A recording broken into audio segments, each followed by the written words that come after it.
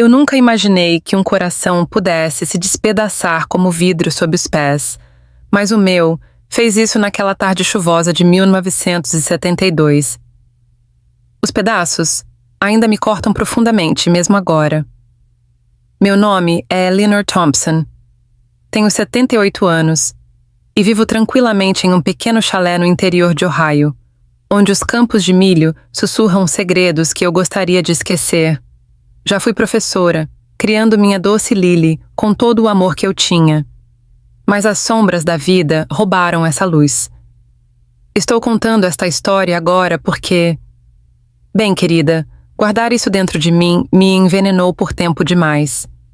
Se ajudar uma única alma a se sentir menos sozinha, então minha dor não terá sido em vão. Se você está assistindo, aperte o botão de se inscrever. Isso significa o mundo para uma velha como eu. E comente abaixo. De onde você está assistindo, vamos conectar nossos corações. Tudo começou, não, explodiu, quando voltei mais cedo do mercado. A porta rangeu ao abrir e lá estava. Na nossa sala de estar, meu marido Jack, o homem em quem confiei tudo, pairando sobre nossa Lily de 8 anos. O vestido dela estava levantado, os olhos arregalados de terror, lágrimas silenciosas escorrendo como rios de traição. Eu congelei, as sacolas caindo no chão. Então meu grito rasgou o ar, ecoando para sempre na minha alma. O que veio depois? Quebrou todos nós.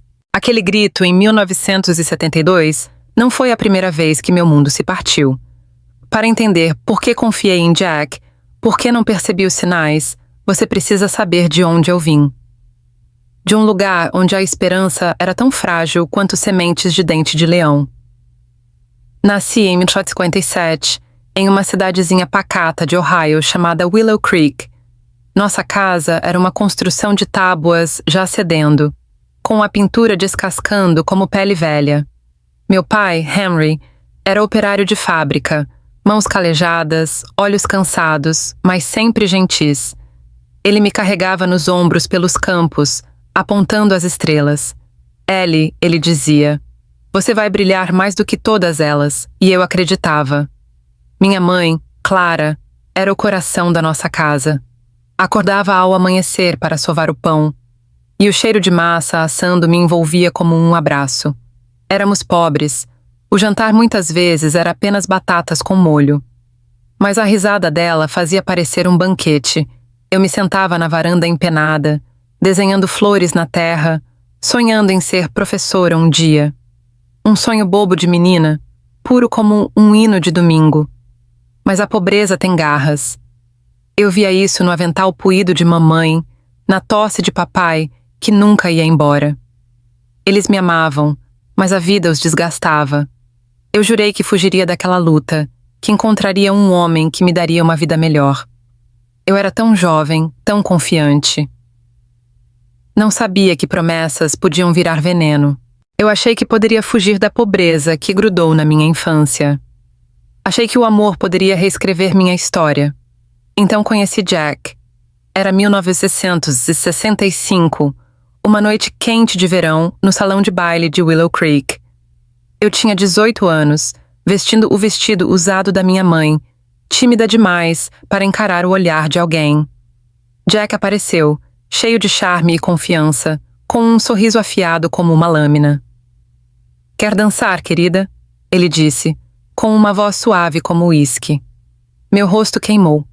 A mão dele na minha cintura parecia uma promessa e, como meu coração disparou. Ele me girou por aquele piso rangente, sussurrando sonhos sobre uma casa grande, uma família, uma vida onde eu nunca mais precisaria contar moedas. Eu fui como uma mariposa atraída pela chama, deslumbrada, imprudente. Em poucos meses, estávamos casados, mudando para uma casa pequena, mas aconchegante, com cortinas de renda e um jardinzinho.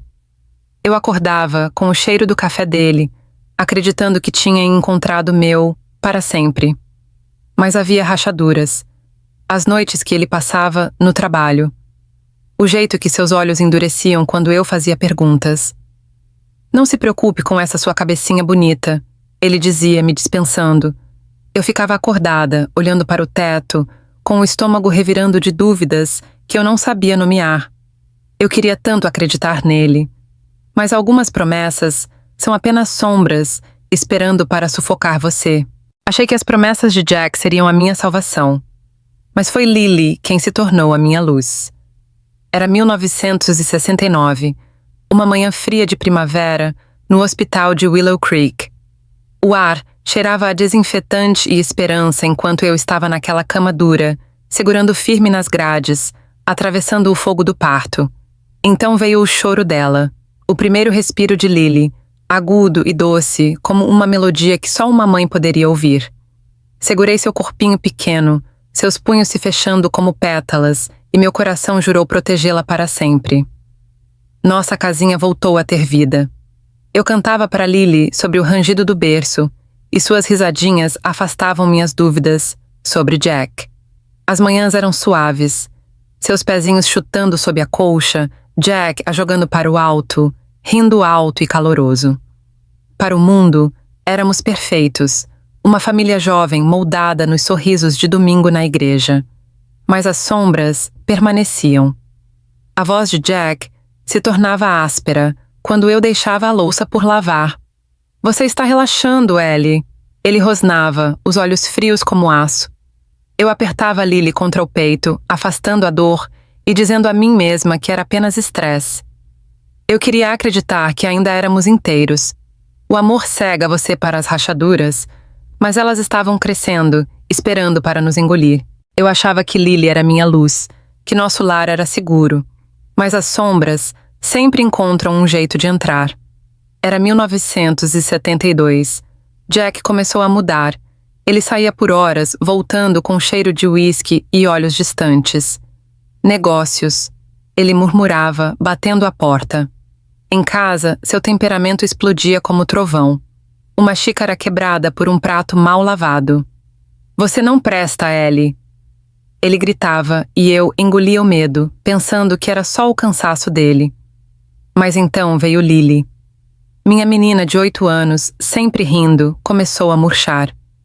Ela parou de correr pelo quintal, de desenhar flores. Seus olhos, antes brilhantes como estrelas, agora evitavam os meus. Uma noite, enquanto a colocava na cama, ela segurou meu braço, sua voz um sussurro trêmulo. Mamãe, o papai faz jogos secretos comigo. Não conta, tá? Meu coração parou. O quarto parecia girar, o ar pesado como chumbo. Jogos secretos? Eu quis acreditar que era só imaginação de criança, mas algo dentro de mim, uma voz que eu tentei calar, gritava que era verdade. Passei a noite acordada, ouvindo cada rangido da casa, imaginando o que eu não queria enxergar. A verdade é como uma faca. Você sente o corte antes de ver o sangue. Aquela noite em que Lily falou dos jogos secretos mudou tudo. Mas o medo, ele já estava lá, crescendo como erva daninha no meu coração. Eu comecei a ver Jack com outros olhos. Ele saía mais, voltava tarde, o cheiro de uísque mais forte. Eu perguntava onde ele esteve, minha voz tremendo. Para de ser paranoica, Ellie. Ele rosnava, batendo a porta do quarto. Eu ficava sozinha, olhando o teto, com o coração apertado. Será que eu estava imaginando coisas? Mas Lily...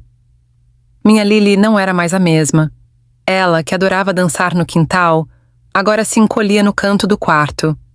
Começou a fazer xixi na cama, algo que nunca fazia. Seus desenhos, antes de flores e sóis, agora eram monstros com olhos grandes e mãos escuras.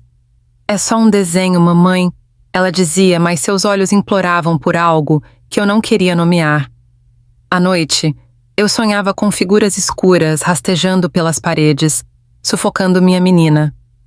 Acordava suando, correndo para o quarto dela, só para ver ela dormindo, tão pequena, tão frágil. Eu me culpava. Por que não vi antes? Por que confiei nele? Eu queria gritar, mas o silêncio era mais seguro. Só que o silêncio estava me matando. O silêncio estava me matando, mas a verdade era pior. Cada dia trazia um novo corte na minha alma. Eu comecei a notar marcas em Lily, manchas roxas nos braços dela, como pétalas machucadas. Foi na escola, ela murmurava, olhando para o chão. Mas eu sabia. Meu coração batia tão forte que doía. À noite, eu ouvia seus choros abafados através da parede fina do quarto, corria até ela, encontrando-a encolhida, olhos molhados, segurando o travesseiro como se fosse sua única proteção. Jack, o que está acontecendo com a Lily? Eu perguntei uma noite, minha voz tremendo na cozinha mal iluminada. Ele riu, frio, os olhos faiscando. Você tá vendo coisas, Ellie. Para de inventar problemas. Ele virou as costas, mas suas palavras eram como facas, cortando minha confiança. Ele me fazia duvidar de mim mesma, da minha própria filha. Tentei contar para minha mãe, desesperada, pelo telefone. Homens são assim, Eleanor, não faça tempestade, ela disse, cortante. Minha família, meus amigos de igreja, todos me viraram as costas. Eu estava sozinha, presa numa casa que parecia um túmulo, com um homem que eu não reconhecia mais. Meu coração se partia como vidro, caco por caco. Mas o que eu vi depois me fez querer queimar tudo. Eu queria queimar tudo, mas o fogo dentro de mim não tinha para onde ir. Eu só podia segurar Lily e tentar não desmoronar. Noites sem dormir viraram minha rotina. Eu deitava ao lado da minha menina, o corpinho dela tremendo contra o meu, enquanto o relógio marcava as horas com um tic-tac cruel. Lá fora, a chuva castigava as janelas, como se o céu soubesse do nosso sofrimento.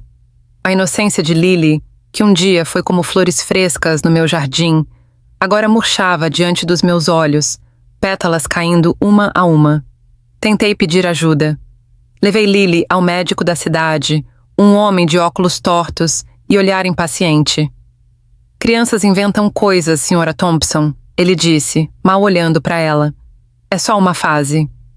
Eu queria gritar que aquelas marcas, aqueles pesadelos, não eram uma fase. Mas ele já estava escrevendo uma receita inútil, me mandando para casa.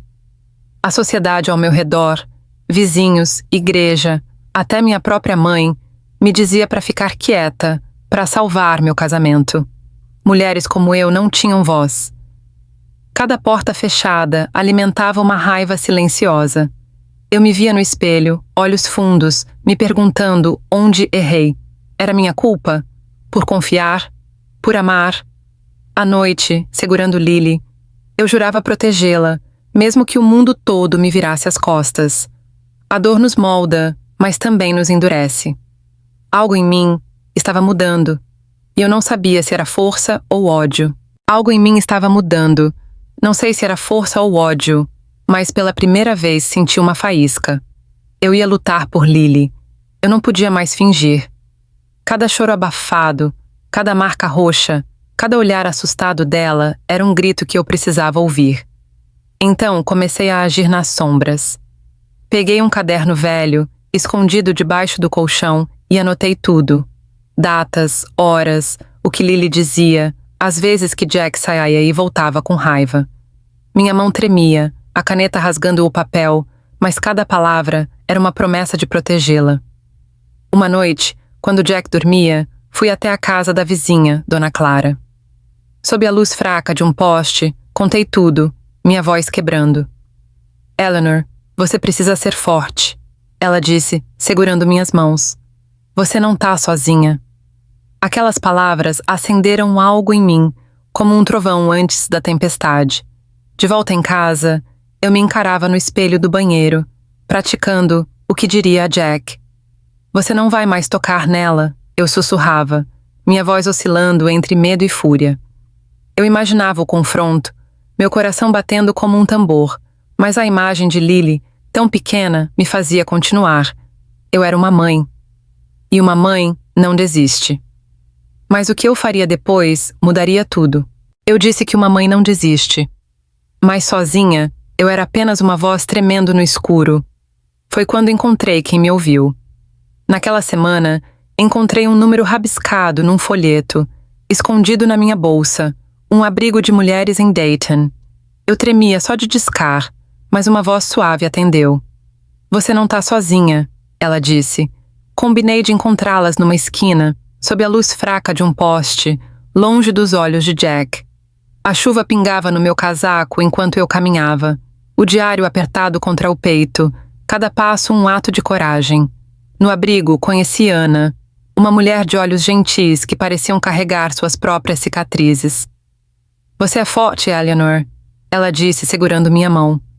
Contei tudo, os jogos secretos, as marcas de Lily, a culpa que me sufocava.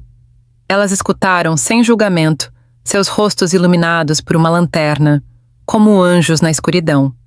Pela primeira vez, senti que não era louca. Voltei para casa com um plano. Eu anotava cada detalhe, escondia o diário na gaveta de talheres e sussurrava para mim mesma. Você vai salvar ela. Minha voz, antes fraca, agora crescia, como uma guerreira despertando dentro de mim. Eu não era mais só uma vítima, mas o que viria depois testaria toda a minha força. Eu não era mais uma vítima, mas a força que crescia em mim estava prestes a explodir. Naquela noite, tudo desmoronou. Era uma sexta-feira, o céu escuro como meu coração. Eu estava na cozinha, o diário escondido na gaveta, quando ouvi um gemido abafado vindo da sala. Meu sangue gelou. Corri, o chão rangendo sob meus pés, e lá estava ele, Jack, sobre Lily no sofá, os olhos dela arregalados de terror, as mãos pequenas tentando empurrá-lo. Para! Eu gritei, minha voz rasgando o ar como um trovão. Eu me joguei contra ele, as unhas cravando em seu braço. Sai dela, seu monstro! Eu o puxei com uma força que não sabia que tinha, enquanto ele xingava, tentando me afastar. A chuva batia nas janelas, como se o mundo estivesse gritando comigo. Lily se encolheu no canto, chorando, o rostinho pálido como um fantasma. Meus olhos encontraram os dela, e naquele instante, juro, senti minha alma se partir. Peguei o telefone com mãos trêmulas, discando para a polícia, enquanto Jack gritava, Você vai se arrepender, Ellie. Mas eu não ouvia mais. Minha fúria, guardada por anos, era uma tempestade que não podia ser contida. Sirenes cortaram a noite, luzes vermelhas e azuis piscando pela janela. Eu salvei minha menina naquele momento, mas o preço dessa luta ainda estava por vir. Eu salvei Lily naquela noite, mas salvar não era o fim. Eu queria justiça. Queria que Jack sentisse o peso do que ele fez. O tribunal era um lugar frio, com paredes de madeira que pareciam me engolir. Eu estava lá, mãos trêmulas, segurando meu diário como se fosse uma arma. Conte o que aconteceu, Sra. Thompson, disse o juiz, voz seca. Eu olhei para Lily, sentada ao lado de uma assistente social, seus olhos grandes me implorando para ser forte. Então falei. Cada palavra, sobre os jogos secretos, as marcas, os choros, era uma faca que eu cravava em Jack. Ele me encarava, olhos cheios de ódio, mas eu não baixei a cabeça. Fora do tribunal, fui além. Levei meu diário ao chefe de Jack, um homem de terno que ficou pálido ao ler. Isso não pode ficar assim, ele disse, e dias depois, Jack perdeu o emprego. Contei à igreja, aos vizinhos, a todos que o viam como homem de família. A cidade virou as costas para ele, como ele merecia. Era como ver um incêndio consumir tudo que ele construiu. Sua reputação, sua vida, suas mentiras. Quando a sentença veio, prisão, por anos, senti um vazio. Não era alegria, mas alívio, como o sol depois de uma tempestade. Eu segurava Lily enquanto ela chorava, prometendo que nunca mais deixaria ninguém machucá-la. Minha força, silenciosa e afiada, tinha derrubado um monstro. Justiça não apaga a dor. Mas o que veio depois me ensinou o que é sobreviver. Justiça não apaga a dor, mas pode abrir espaço para a cura. Hoje, aos 78 anos, eu vejo que sobreviver é encontrar luz, mesmo depois da pior escuridão. Eu moro numa casinha simples em Ohio, onde o sol dança pelas cortinas. Todo dia, tomo meu chá olhando o jardim, onde planto flores que me lembram Lily, fortes, mesmo depois das tempestades. A vida depois de Jack não foi fácil. Houve noites em que a culpa me engolia, me perguntando se eu poderia ter salvado Lily mais cedo. Mas aprendi que culpar a mim mesma era outra prisão. Lily cresceu, construiu uma família. E quando visito, vejo seus filhos rindo no quintal, livres como ela merecia ter sido. Vovó, conta uma história, eles pedem, e eu sorrio, escondendo as cicatrizes que carrego. Ela me abraça forte e, nesses momentos, sinto uma paz que é como o sol depois da chuva.